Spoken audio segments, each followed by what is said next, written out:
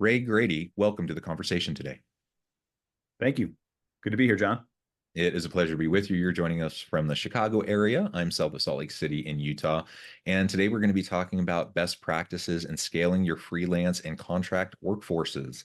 This is a super interesting topic to me. I am an HR guy. I'm a professor and a researcher in that space. So it's something that I think about and look at all the time anyways, but I also do consulting in the space. And so, as I track the contingent workforce and I look at, the rise of the gig economy, for example, and how that's grown over the last couple of decades, it's just super fascinating to see where this has been going and where it appears to be going in the coming years. So I'm thrilled to have the chance to sit down with you because this is what you are all about. This is what your company does, and to get the ground floor on what the latest trends are, I think will be super helpful for both me and for my audience. As we get started, I wanted to share Ray's bio with us. To get started, I wanted to share Ray's bio with everybody. Ray Grady, the CEO of Worksuite, brings over 20 years of experience in scaling high-growth B2B organizations, leading the company in designing and executing Worksuite's vision, strategy, growth plans, and company operations. Prior to joining Worksuite, Ray held several executive positions, including CEO of Conexiom and Senior Vice President and COO of GM of B2B Commerce at Salesforce. Previously, Ray was president and COO of CloudCraze, where he led the company through its 2018 acquisition by Salesforce. Ray lives in Chicago area with his family, and in his free time, he likes to play golf poorly and wake surf. I also like to play golf poorly, as well as many other sports that I play poorly. Anyways, great to have you. Anything you would like to add by way of your background or personal context before we dive in further? No, I think, John, that was great. No, I'm excited to talk about, what I've been at Worksuite now a little over 6 months. So, relatively new to the space, but coming up to speed pretty quickly. And it's like you said earlier, it's a dynamic space, and there are lots of things that are forcing customers to think about their labor and their workforce differently. And I think we're in an interesting place at the right time. Yeah. Well, it's so interesting when we just think about the labor force and how things have been shifting. I mean, certainly in recent years, as we think just like pre-pandemic to post-pandemic, that shift is dramatic. But if you go back in time, just like a couple decades to now, I mean, the shift has been tremendous. So with all that in mind, we don't have to get into like all the whole historical context, but why don't you lay out for us some of the trends that Worksuite is currently seeing in the freelance market? Well, we're seeing it's a huge market, right? It's a huge market, and it's a huge global market. I mean, in North America alone, we think up to 60% of the U.S. workforce is contract or freelance in nature, and that number is growing year over year. We think it's growing for logical reasons. I think future of work from home, culturally, different generations thinking about work differently than previous generations, I think are all leading to this kind of growth and working where you want, living the life you want.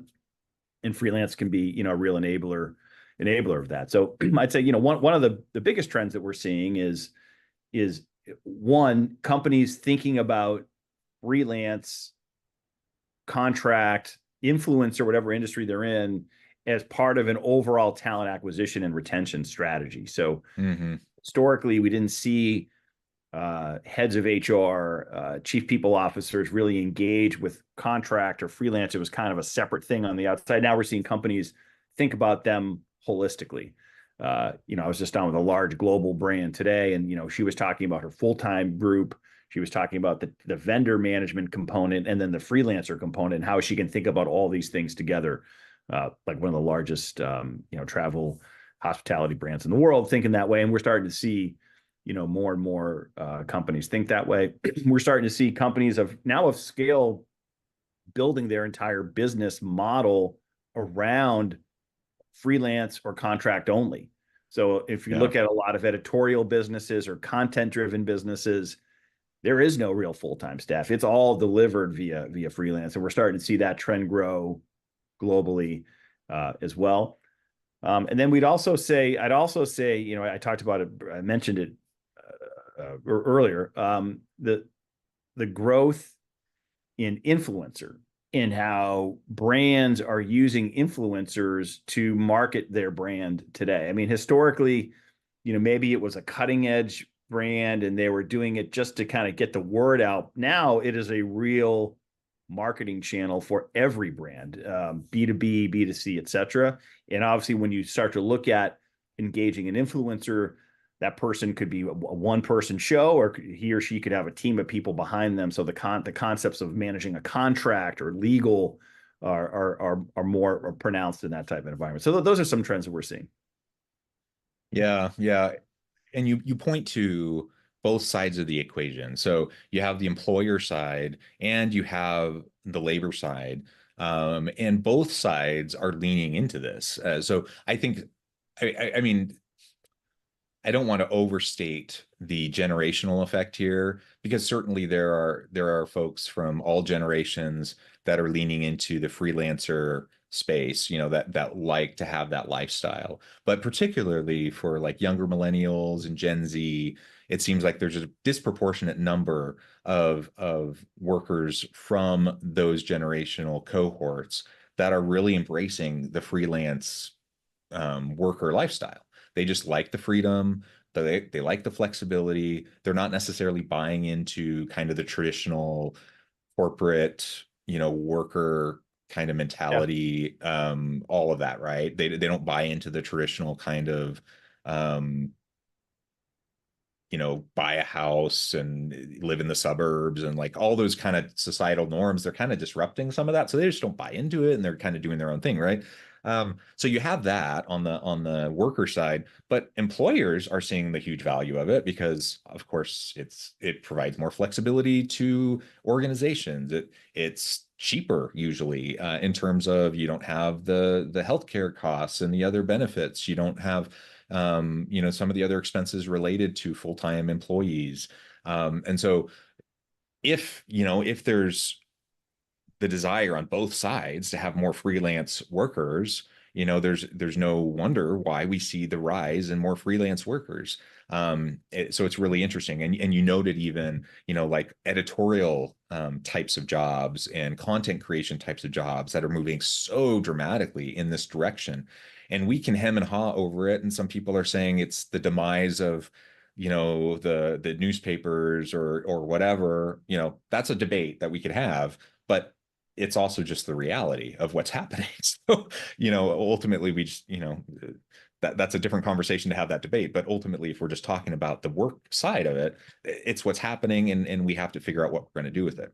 Okay. So with all of that, kind of as a foundational context, can you tell us more about some of the data that you've just released? Worksuite just released and issued some data around the number of freelancers from 2023 versus 2024. I think your data showed that it had doubled from H123 to H224. What do you think are some of the best practices that organizations should follow as they're managing and scaling that freelance and contract workforce? Yeah, so I think, we have seen interesting trends. We'd seen an increase in, and not surprisingly, if you look at high tech, if you look at creative services, if you look at event services, if you look gaming, we're seeing an increase in labor that's shifting more towards that freelancer year-over-year growth. But as it relates to best practices, it's really, you have to deliver. What we're seeing is historically people have maybe used disparate systems to manage a freelancer network. So what do I mean by that? So one, they may onboard them and they may ensure worker classification and compliance either through an outsourced entity or through a homegrown system. They may manage tasks in Asana or projects in Asana. They may manage contracts in a contract management lifecycle application. They may onboard these people through a procurement application, which I've seen in the past, like Ariba, be it a freelancer or an influencer through a traditional. They may pay them through their accounts payable system, and when you do that, you have like these really, you're offering up applications or processes that are not purpose built for the freelancer or for the influencer.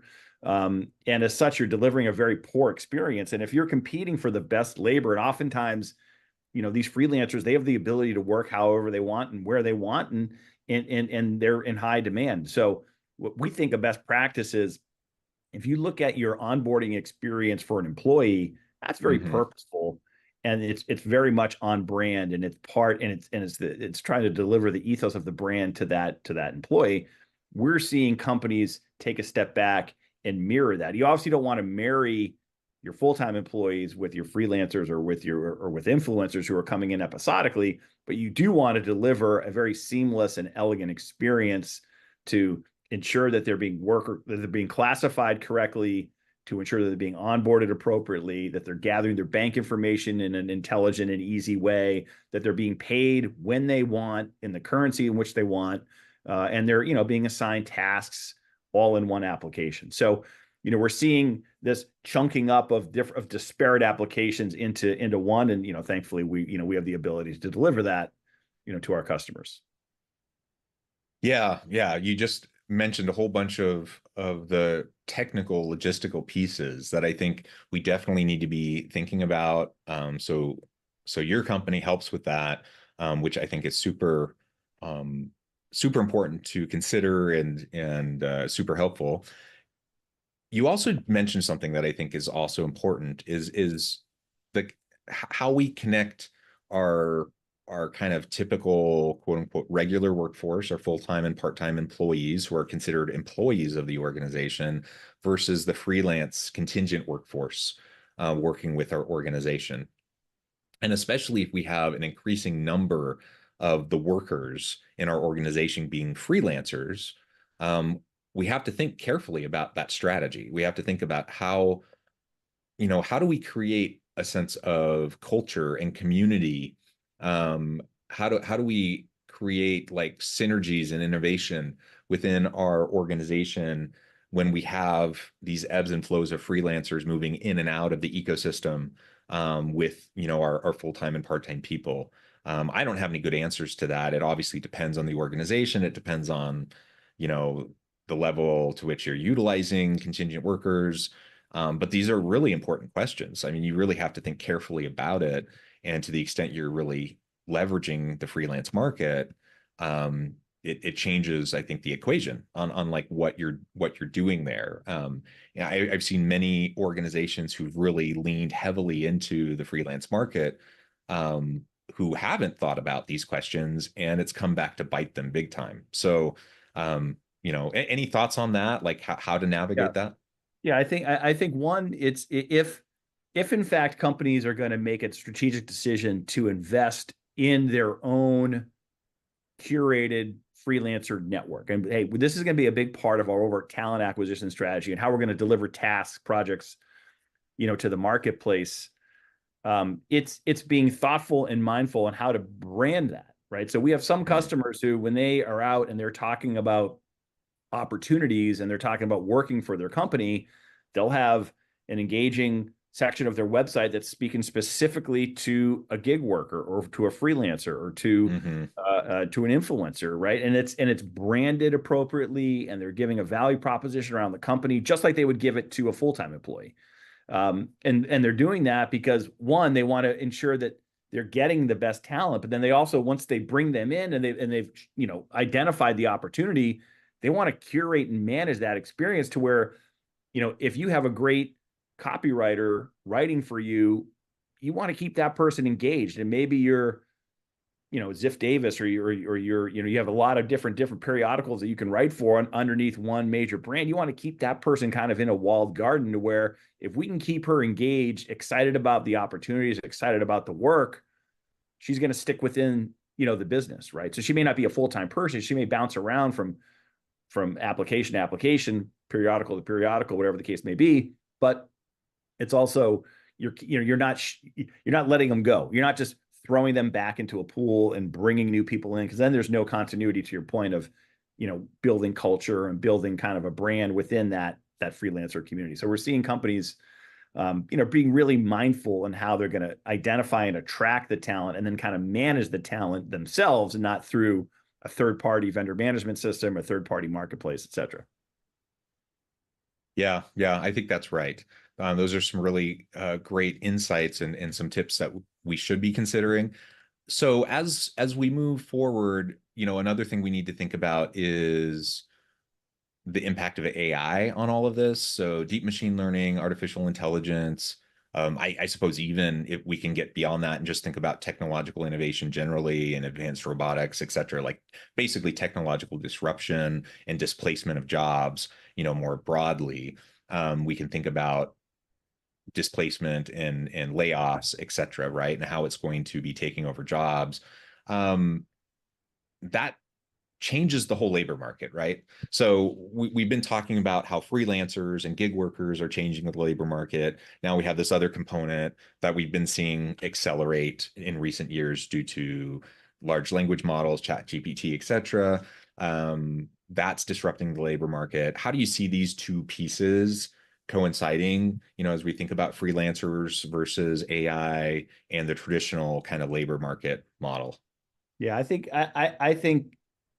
there's still some things to get kind of flushed out there. I think we're still in the early innings of losing significant part of our labor pool to autonomous agents, AIs, on top of a large language model. But what we're seeing, I'm seeing it in my own business, running my own company, and then within my customers, people are using these autonomous agents to just be more purposeful, personalized, and more efficient in getting their day in and day out task completed, right? So I've not seen a wholesale swap out of people for a bot, as an example. But what I do see is my internal marketing team being way more efficient in a thought piece or a blog post or something to that effect, because they can leverage these large language models to help them kind of jumpstart or get a piece of content going. I can promote code into production faster by leveraging tooling to get through my QA process. I can develop code faster because I can have, a co-pilot with my engineering team. So I'm seeing just greater efficiency gains coming from leveraging large language models and wholesale replacement of functions. Now, it's still the early innings of AI. I think it's going to be the most disruptive piece of technology in my lifetime, and I'm old, right? So I saw the birth of the browser, and, the birth of the internet, and I still think it's going to be. I think it's going to be bigger than that. I think we're in kind of a trough of disillusionment a little bit right now, whereas companies overinvested, and maybe they're not really finding that business application. It's going to bounce back around pretty quickly. So we'll see which jobs are actually, in fact, eliminated, but I think like any other technological trend, if there are jobs eliminated, there'll be new jobs created, and it's going to be a net positive, not a net negative. That's how I'm looking at it. Yeah, well, and the interplay, between, displacement of entire jobs or even careers, like early days of ChatGPT, that was like the Chicken Little, the sky is falling, we're going to lose all these jobs. And, even at the time, I'm thinking, well, maybe it's possible, but, what I was thinking even at the time was much more likely is what we're going to see is a lot of jobs that are just going to simply have displaced tasks. Right. And for most of us, it's going to be the types of things we don't want to do anyways. So, right. Like the repetitive types of things, the mind-numbing, types of boring things that we don't want to do anyways, that we would love to be more productive at and efficient at anyways. And there's always going to be some displacement. And every time we have some new technology, it helps us to do things more efficiently, faster, more effectively, whatever, right? And so this is just another tool to do that. Will there eventually be some replacement of workers and some displacement of jobs, et cetera?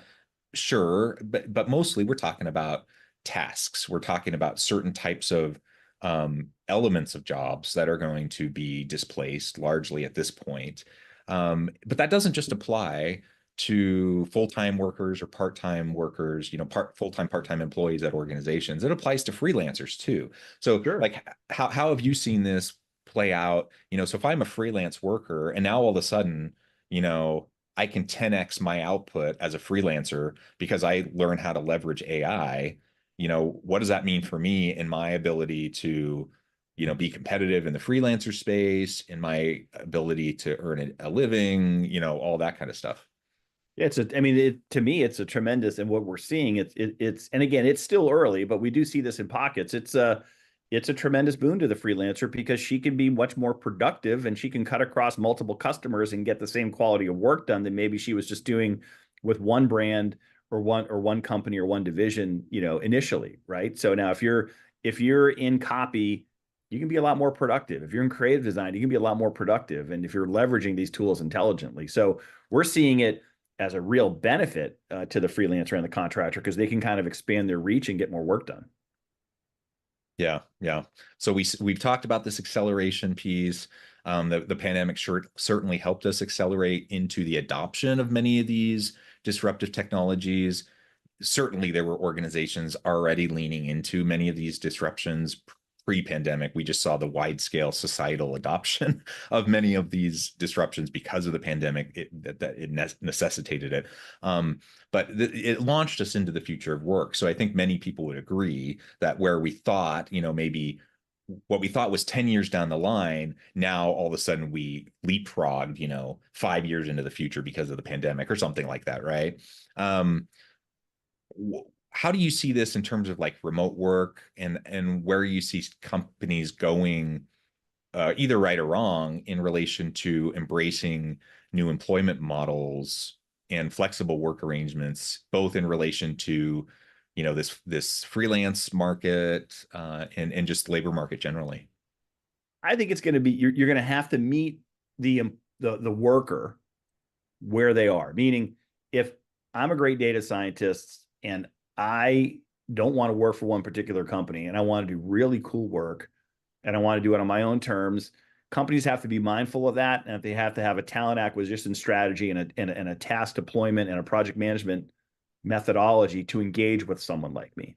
If I'm a full-time data scientist and I want to work for a company because I want to go into the office 3 or 4 days a week and I want to collaborate with my teammates, the company's going to have to be mindful there and have the right kind of talent acquisition and retention strategy there. So I think companies thinking that, unfortunately, they're going to dictate terms to the labor pool, I don't think that's the right strategy, right? I think it's going to be, what's our vision? What are our values? What's our purpose? What are we trying to do as a company? And then engage with people the way in which they want to be engaged so you can deliver the best product and services to the marketplace, be it freelance, full-time, in office, fully remote, hybrid, etc. Yeah, and I tend to agree. And it's this tension because a lot of organizations, a lot of employers feel like they do get to dictate. And to some extent they do. I mean, it's the ebb and flow of the labor market, supply demand issues. And we all saw, a year and a half ago, it was certainly the worker side had all of the leverage, and now the employer side has a little bit more leverage. But I think as we really think long term, I totally agree with you. I think the worker side is going to have more leverage than the employer side.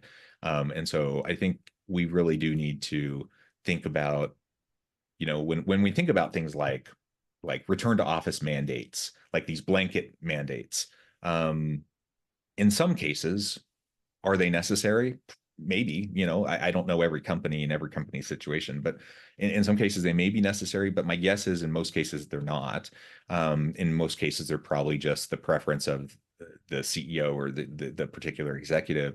And so we probably usually need to take more of a nuanced approach, and we probably need to meet the labor market where it's at, like you just said, and particularly freelancers. I mean, there are certain times, in a particular project or task where you have to get together with your teammates, and I think you should have an ability. One should have the ability to do that. And then, if there are other times where it doesn't matter where you are, but so long as you're delivering the tasks or the projects, so be it. You can live wherever you want and do the work you want. So I think, again, so long as businesses are mindful of that, and it's at the end of the day, it's just going to it's a greater burden on the manager to ensure that they're understanding what their people are doing, that their people are engaged, that their people are happy, be it freelance or full time, and they're giving them the opportunity to live the life they want as they deliver what they're supposed to deliver for that business. Yeah, yeah, absolutely. Well, Ray, this has just been a great conversation. I note the time. I need to let you go here in just a minute. But before Yeah. we wrap things up for today, I wanted to give you a chance to share with the audience how they can connect with you, find out more about your team, where they can find more resources, etc. And then give us the final word on the topic for today.